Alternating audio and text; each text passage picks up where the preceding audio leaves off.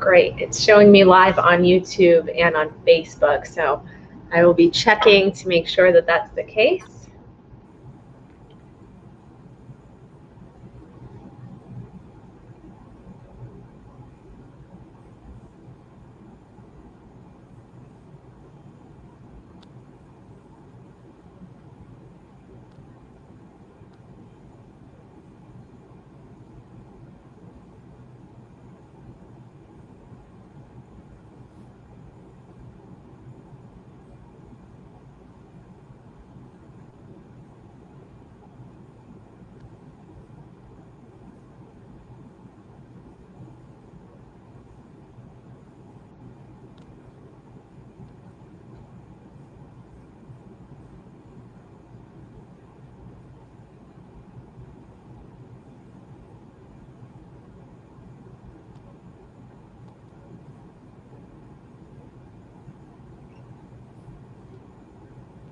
Great. Well, we're going to go ahead and get started here in about a minute or so.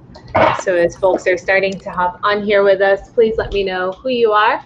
You know, you can like this video so that I can see you on here with us, or give us some comments so I can give you some recognition along the way.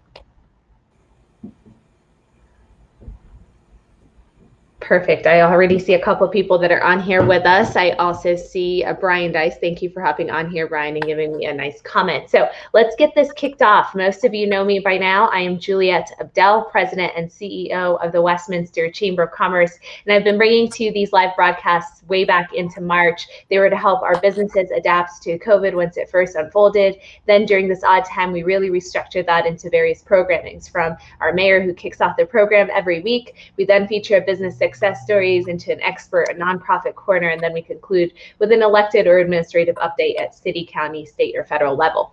But now that things are starting to kind of go in a different direction, and there's some newer changes that are being implemented to our businesses, we want to make sure that we equip you with several resources along the way. So we're changing up our programming a little bit. Have some patience with us, but these are designed to help you during the holidays, during the winter months. It's really areas that we feel are most important for you to consider as a resident, and of course as a business owner. So the videos are available to you in the video section of this broadcast. They're also available on our YouTube channel, where we are actively streaming it right now. That's at Westminster Chamber of Commerce. And of course, if you haven't already connected with us on all of our social media platforms, we're on Instagram and Twitter at Westy Chamber, on LinkedIn at Westminster Chamber of Commerce, and of course, we have our webpage, westminsterchamber.biz. Now, with that, I just wanted to start bringing up some of our comments. Good morning to our board chair, Brian Dice. Thank you for hopping on here with us this morning. I also see Adams County, one of our very own elected officials, Lisa Culpepper. Thank you, Lisa, for hopping on here with us. We had a terrific broadcast a couple of weeks ago about all things Adams County, the Treasurer's Office, and things that you can benefit from. So please be sure that you, I said Treasurer's Office.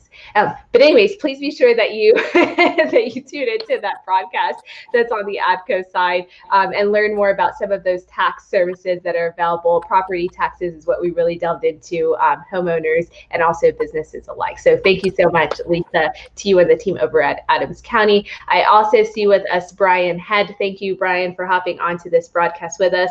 Mohammed, thank you for tuning in from outside of the U.S. So appreciate it. This is still going to be beneficial to you as well.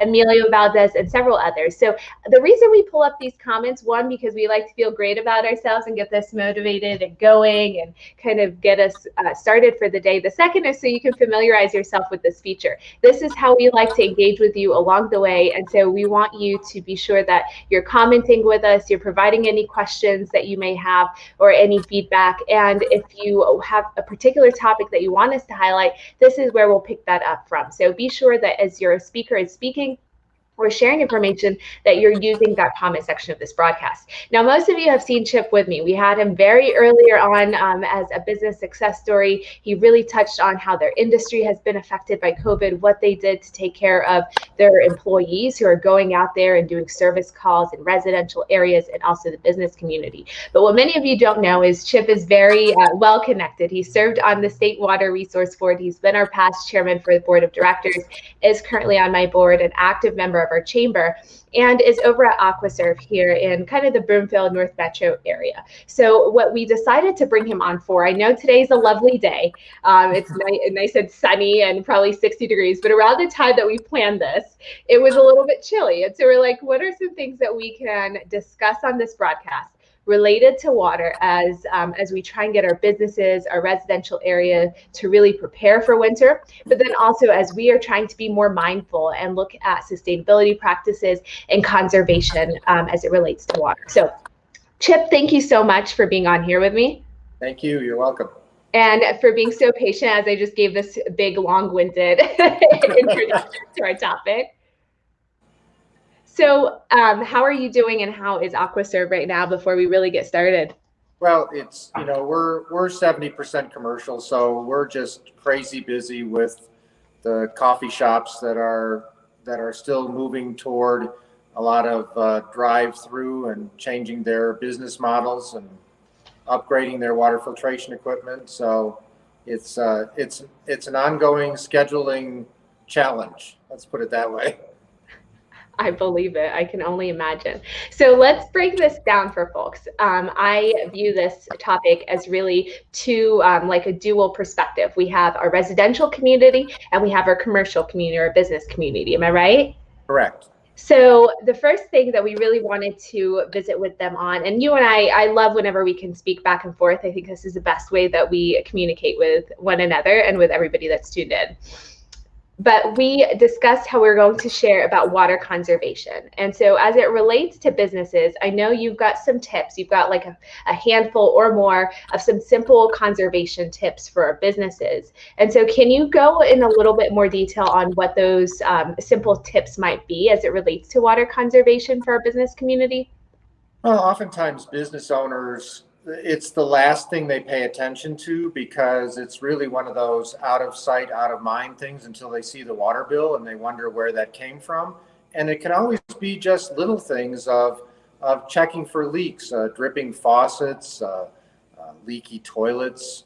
Those are the two biggest things in businesses, whether it be a restaurant or even an office building, is just the leaky, drippy faucets that can leak gallons of water a day, sometimes hundreds of gallons of water a day, and nobody really knows because it's not one of those things that, I mean, in your own home, if you walk by the bathroom faucet and you see the faucet dripping, you're going to reach over and turn it off, or you're going to tighten it down. But it's not something that commonly employees in businesses think to do when they're walking past the break room sink, for example.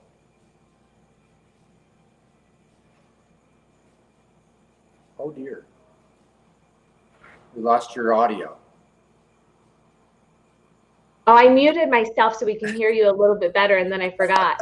So when we talk about leaks, right, we're talking about like at home, that's easier for us to know. With businesses, it's not so much. We're staying busy, and so we end up wasting all this money. What are there periodic things that people can do? Like, should they shut things down so that they can check and assess if there's a leak going on, or is it really like you look and you see if it's tapping out of that water place? Well, it's really interesting you ask that question, especially for homeowners. It's the little things that homeowners can do from a water conservation standpoint, especially, with leaky faucets, okay, but when cooking in the kitchen, people will have a tendency to just turn the water on and let it run and walk away from the sink and come back and do what they're doing and continue to let the water run. And it's not always cold water, it's the hot water too, and so that's an energy drainer because it's drawing down the water heater, and then it's got to fill back up. And okay, so we could talk a little bit about the energy from a garbage disposal, because people will turn that on and let it run with water running down the drain into the garbage disposal. And the same kind of water usage thing happens in bathrooms. I see it in my own household where people will turn on the water to brush their teeth and it just stays running for 5 minutes. And those are little things that people can do. And there's an interesting little, I call it a trick that you can do to see if your toilet leaks, is you lift up the toilet tank and put a few drops of food coloring. I guess if you have my warped sense of humor, you'd put a few drops of yellow food coloring in. And if you see that yellow color come into the toilet bowl, then you know that the valve, the flapper valve at the bottom of the inside the toilet tank is leaking, because that's the only way that water can get from the tank into the bowl. That's a pretty nifty trick. I like that. And I've typed it into the comment section. I know we're having back and forth a little bit between businesses and residential, but it's all related to water conservation. So this question is more, and I don't know if this is a service that you provide, if this is something that you're aware of with some of the utility providers, but are there water audits that actually take place? And what is that helpful for? Well, I think that that's probably more something that the water utility can provide, because I know that water utilities will provide energy audits, where they will come into a home and do with a little heat sensor gun and sense whether heat is coming in through the cracks in a door or vice versa with cold. A lot of times they can do that same thing and don't really even need to come into the place of business, because what they're going to be looking for is pretty much the same thing that you can be looking for, is where water is running. And especially, and like I said, in restaurants, it's not uncommon at all for an employee to turn on a faucet in a 3-compartment sink because they're defrosting something and let it run for hours. And oftentimes the restaurant owner or manager is not seeing that because they're working the front of the house and they don't know why their water bill went through the roof. Now, from our standpoint, many of the commercial water filtration equipment that is installed in restaurants and homes as well has a gallon meter on it that catches flow rates as low as a gallon a minute. So it can monitor and businesses can say, hey, wait a minute, my system is showing that I'm using water and I'm not even open. So it's a good way of cross-checking what's going on. And that makes total sense, because then, yeah, you can analyze, like, why is it running when I'm not even, right. My business isn't even open at all. So this is an interesting, I know this, and I'm going based off of a list you and I have kind of discussed, but we talked about like busy times in restaurants and going to the restroom and some issues with toilets. That is separate from low, kind of those toilets that people look at that are more low, like, what is the term for it? Low flow. Yeah. How helpful is that for a business, and feasibly, like, how is that expensive to invest in, or why would somebody even consider something like that? Well, it's interesting because many businesses still have the flush valve toilets like we remember from school. Some do have tank toilets, and converting a tank toilet to a low flow is fairly inexpensive. It's from a water conservation standpoint, and from just a general overall reduction in water usage, the sink aerators and shower heads in homes can be more dramatically effective in reducing water usage without you don't give up flow rate and pressure. So you can still have the Kramer shower that blows you out of the shower in the bathtub and still have low flow.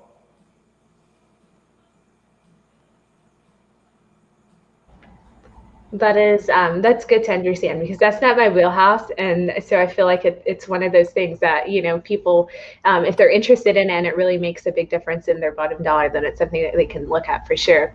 So you do a lot of this, and that's more of the water filtration systems that you have. How is that, how does that parlay into conserving water, if it does at all? Are you more of an eco-friendly service provider, or what is one of those key benefits to having a water filtration system for those businesses?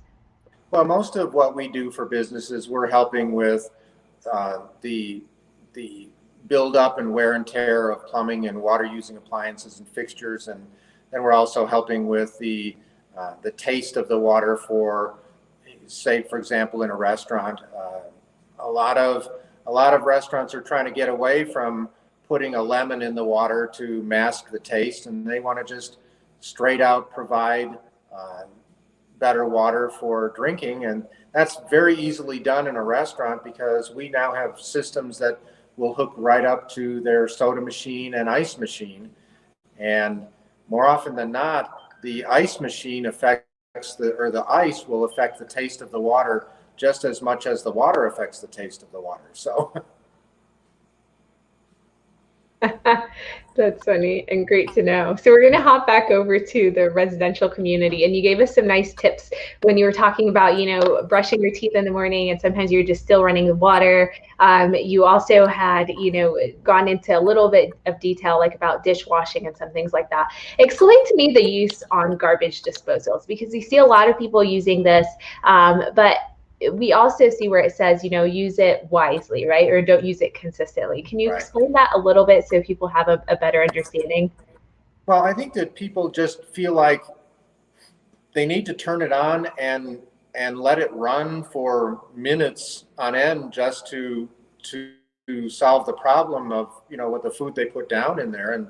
And garbage disposals nowadays are so efficient that it just takes a matter of seconds, less than a minute of water running down it and the garbage disposal on for it to do its job. It's not one of these things where you have to you have to run it for 2 or 3 minutes like I've seen some people do that's not the way it is anymore with garbage disposals. Yeah, so they're a lot more efficient and a lot more quicker is what it seems like, as opposed to, you leave it on for a few minutes and then it's finally ready to do its job.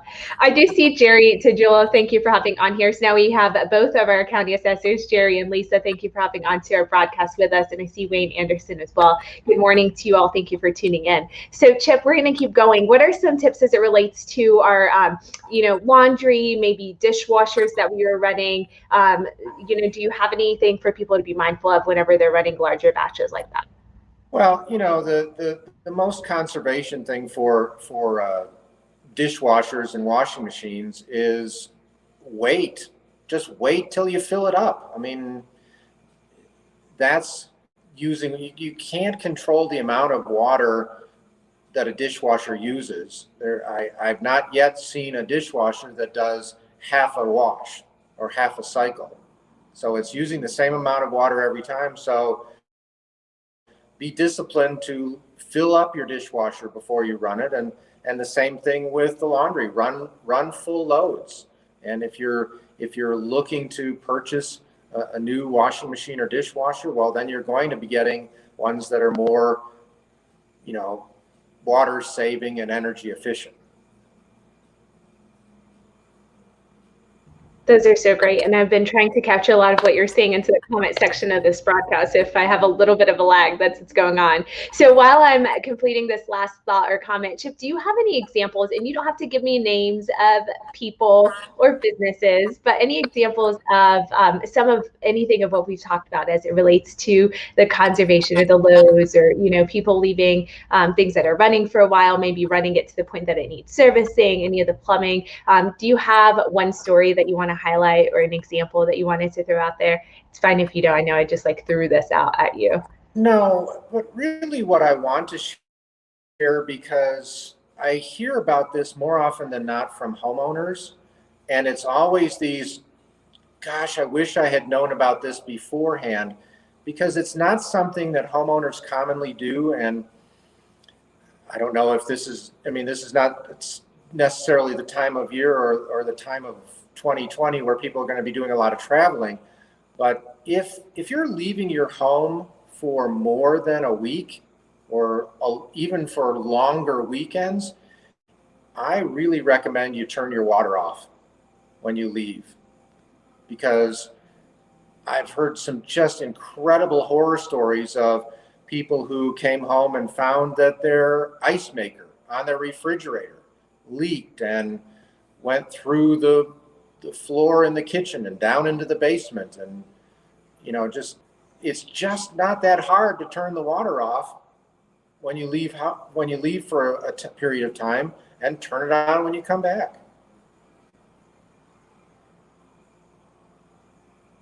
Now it seems like a simple thing, but whenever you're running around and you're thinking of like 30 things that you need to pack and grab and kids and food and all of this, that's often one of those things that slips through. And it's probably one of the important things that you shouldn't put off, right? Because you don't want to come back to something that's so much more worse. So we talked about some water conservation for businesses. We talked about it as it relates to residential. We've stuck that into the comment section of this broadcast. I see with us Chalice. Thank you for hopping on here and tuning into the broadcast with us, and a few other folks that are tuned in. Let's move into kind of water or winter. We're transitioning from water conservation, moving now into winter preparation, or winterization is another word or term that we've often heard before. So kind of continuing on with the residential community, if we can, Chip, how do people really winterize a heating system in their home, around the winter months?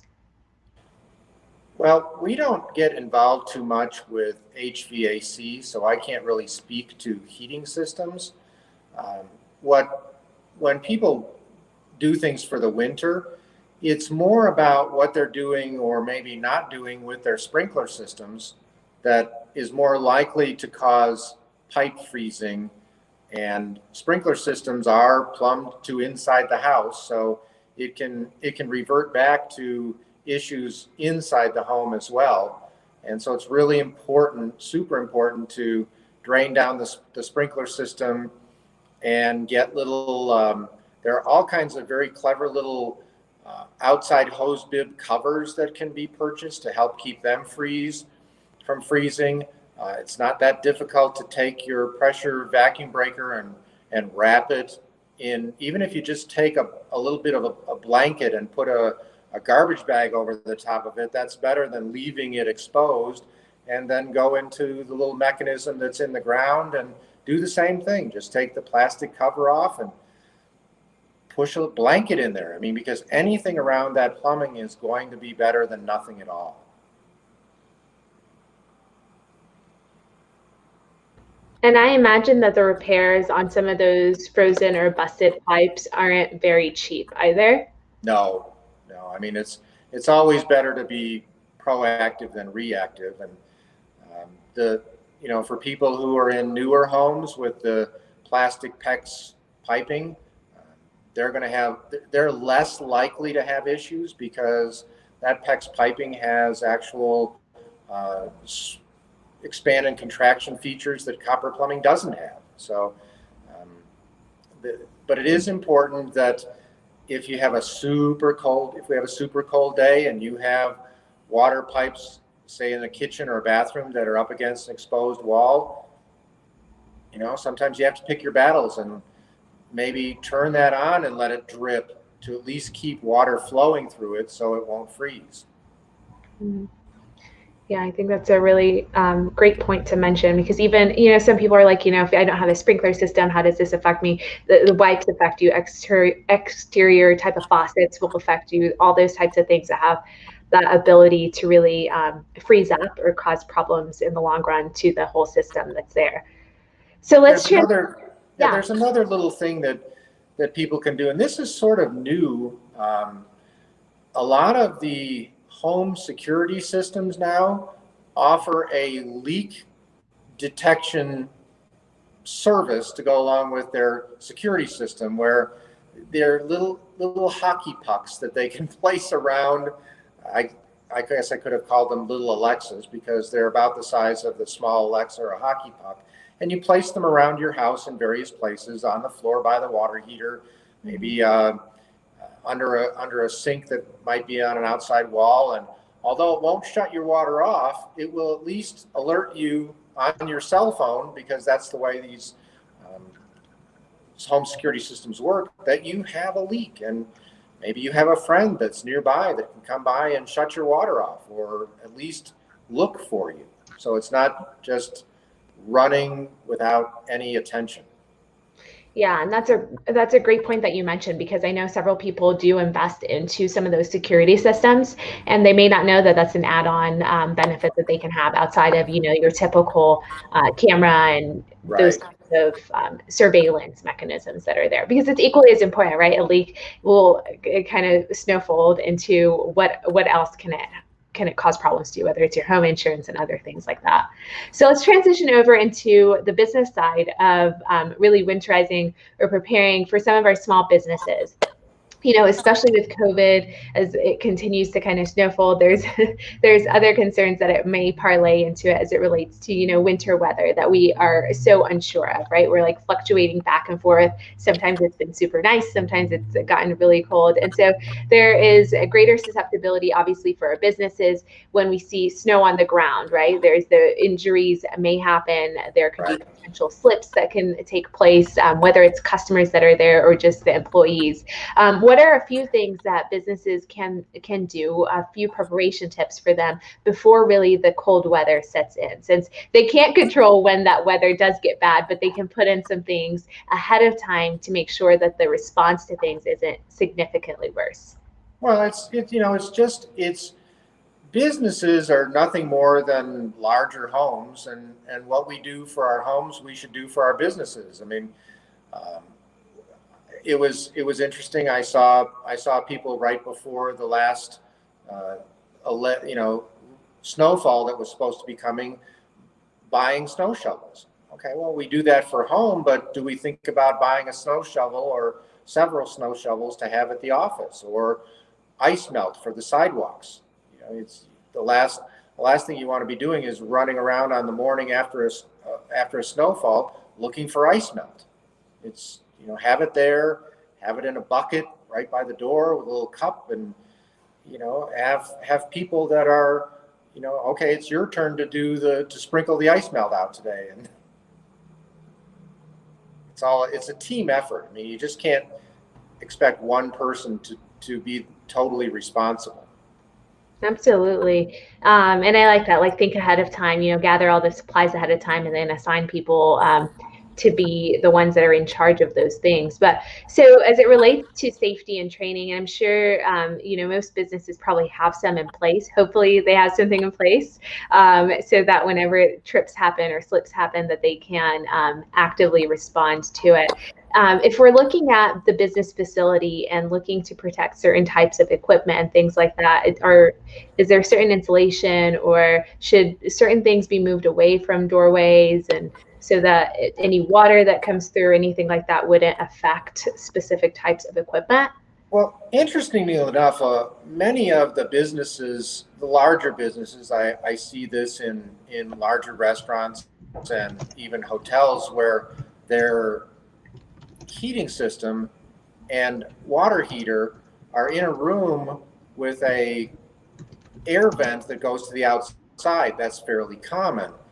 And during really super cold months, that room can get really cold. And most people don't think of a water heater as freezing. Well, the water heater won't, but maybe the expansion tank that's attached to it might freeze. So many small businesses and restaurants have little space heaters that they have in that room, and oops, I forgot to plug it in the night before it was supposed to drop below freezing. So it's one of these things where businesses should have meetings periodically with their staff to say, here's what we do during this time of the year, whether it be the hottest days of the summer or the coldest days of the winter. And it's really more of a reminder, because a lot of what we do is for these kinds of things is common sense, but it's always nice to remind people of common sense activities. Absolutely. Thank you so much for that. And I see Daniel Cole is on here with us. Thank you, Daniel, for hopping on. A couple of you others that are tuning into the broadcast. Chip, there are a few other things that we want our businesses to be aware of with pipes and prevention, like plumbing prevention, I guess, around the winter months. Some things, is it equally transferable, right? What you were saying about draining our sprinkler system and insulating that, is that something that we should be doing, obviously, with our businesses that are running all the time? If not, what should they be doing to make sure that their pipes, their faucets, all of that is as protected as possible? Well, when it comes to small businesses, the the business owner is usually the chief cook and bottle washer and the person that's got to investigate it all. And maybe he puts together a little building maintenance observation team that if 2 eyes are good, 6 eyes are better. So the more people looking at it, the more chance of somebody finding something. And it's just like when you have somebody proofread a paper, they saw things you didn't see. And maybe somebody else will see something that you didn't see. So that's why they always say surround yourself with people who sometimes do things better than you do. Absolutely. That holds true, especially with that. And I love that example that you gave about papers, because everyone understands that when you're staring at something for a long period of time, you're apt to not see some of those areas that might be there, areas that need to be improved. Wayne Anderson, thank you for hopping on here with us and giving us a quick good morning message to myself and of course to Chip. We also, I don't know if I pulled up Brian's comment earlier. If I did, then, everybody gets it a second time. And then I also see Jason Ganal is tuning into the broadcast. We have one question that comes to us from Brian. I think we've answered this with a lot of the assignments that we're saying on employees, but I'll be curious to see if you have any specific examples. He is asking as it relates to kind of the kitchen. So earlier on, we were talking about the kitchen staff that might be there in businesses. He's sharing it seems like a lot of businesses could use a course in water really on how to conduct that throughout their business day. Do you have any tips for those businesses to keep their employees maybe aware of those best practices? Well, again, it's sort of like sometimes people just love to be part of a special team. And so you can identify an individual or several individuals and say, you guys are the water conservation team. You're like be my eyes around the business and look for things that even though you see it every day, if it seems like it's wasting something, then say something. Even if it's what we do every day, it's like, should we be doing that? Should we be running the water in the sink for 6 hours to defrost something from the freezer? Maybe there's a better way.